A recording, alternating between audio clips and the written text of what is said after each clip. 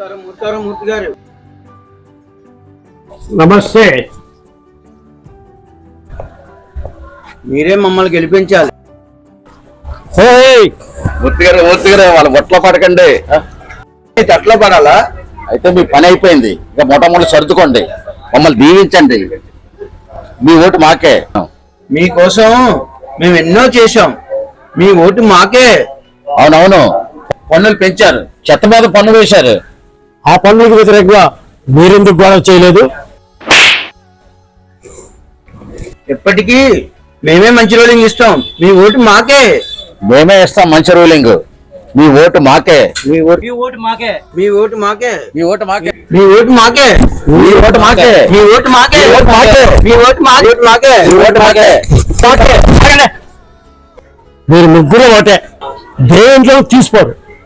నేను మాట్లాడితే చెప్పండి. అడగండి. రాష్ట్రానికి ప్రత్యేక హోదా కావాలని కేంద్రాన్ని ఎందుకు మీరు నిలదీయలేదు?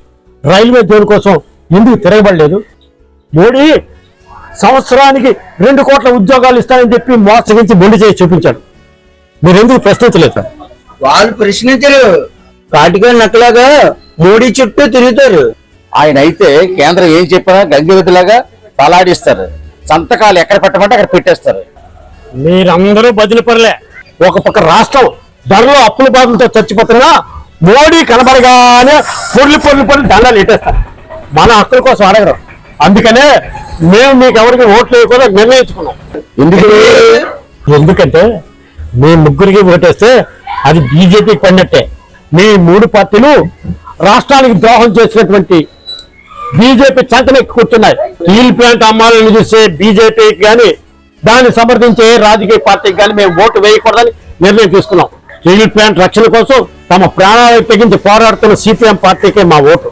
సిపిఎం పార్టీ పన్నులకు వ్యతిరేకంగా, ధరలకు వ్యతిరేకంగా ఆందోళన చేస్తూ మాకు వెన్నుదండుగా నిలబడుతుంది. ఆ సిపిఎం పార్టీకే మా ఓటు. వెళ్ళండి.